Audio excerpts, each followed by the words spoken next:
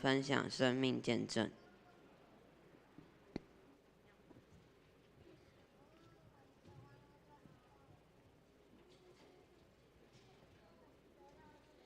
亲爱的牧师弟兄姐妹平安，我是初小班的黄亮恩。我在幼儿园来到主日学，我很喜欢研究大自然的昆虫种子，常常在大自然里寻找它们。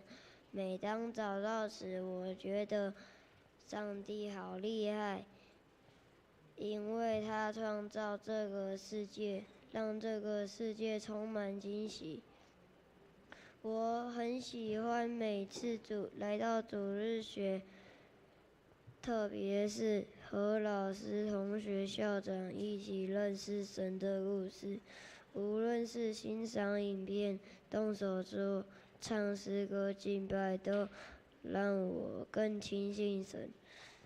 印象最深刻的就是亲近神，就是跟神说话，就是祷告。这次夏令营，我想邀请以前幼儿园的好朋友，于是晚上我和家人为这件事祷告。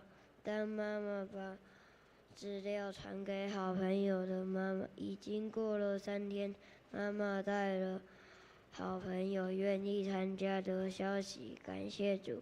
有一次感冒引发了气喘，在睡觉时很不舒服，家人为我祷告，希望上帝能让我好好睡觉。隔天我发现我睡得很好，而且气喘也减缓了。